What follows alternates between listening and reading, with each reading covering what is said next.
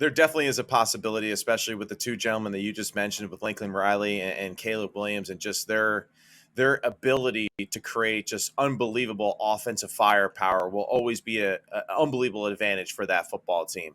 But we've discussed in previous shows, Ryan and I both think that, we have high expectations for Washington. Ryan has high expectations for Washington State this year. Utah is always going to be a team that is well coached and well driven and just extremely organized as far as what they do both offensively and defensively.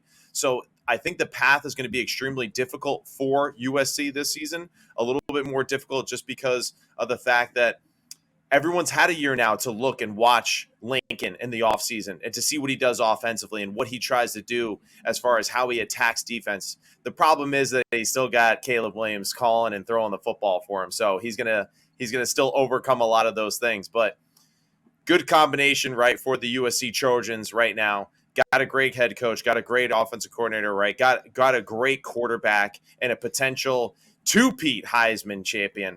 But I do think that they will come up short making it to the college football playoff. As I've mentioned in previous shows, I think that it's very possible for them to win the Pac-12, and I am buying the hype right now of them winning the Pac-12, but I am selling the fact that they will still not make the college football playoff. Well, Matt, I think the key thing that you hit on there is that the Pac-12 this year, I think, is going to be one of the most competitive conferences in all of college football. I mean, I really think that Washington is a school returning Michael Penix Jr., returning Jalen McMillan, returning Rome Odunze, returning Braylon Trice. A lot of really good football players coming back for Washington, a team that just won double-digit wins last year under Kalen DeBoer in his first year as the head coach. So I think that Washington is going to be a team that is going to be very good.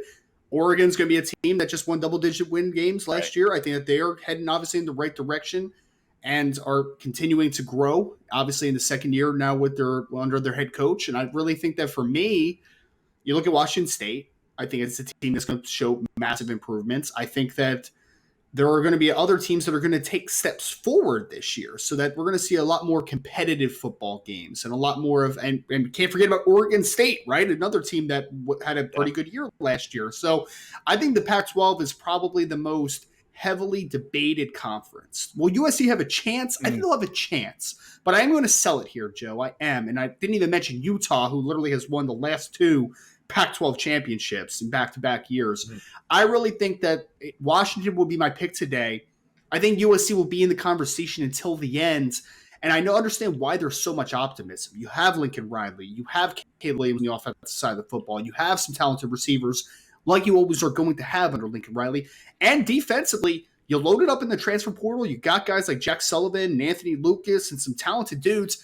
My issue there is that you still have the same defensive coordinator in Alex Grinch. So I can't fully buy into both sides of the football. So sell this one. I think USC is going in a great direction. I think Lincoln Riley is going to get them back to good heights and continue to improve as a program over the next couple of years. But I'm selling them, and it's mostly because I think the Pac-12 has a chance to be the most competitive conference in college football in 2023.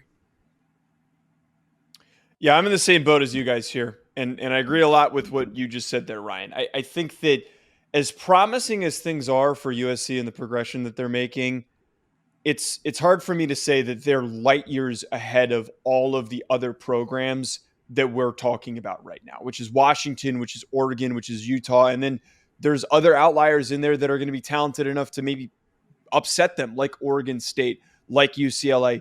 There are possibilities for them to even run the table against the best teams that they face, but still lose to maybe somebody that's unexpected, because as much as we clown on the Pac-12 and as much as like just nationally there is this tone that the Pac-12 is uncompetitive and unwatchable and doesn't get as many eyes, it has a lot of really good football players. We have to admit that this is a very, very difficult conference to win. It is going to require very, very consistent and almost perfect football from USC if they want to win across the board. They are going to need to be flawless if they want to come out of the Pac-12, win that, and then go on to the college football playoff.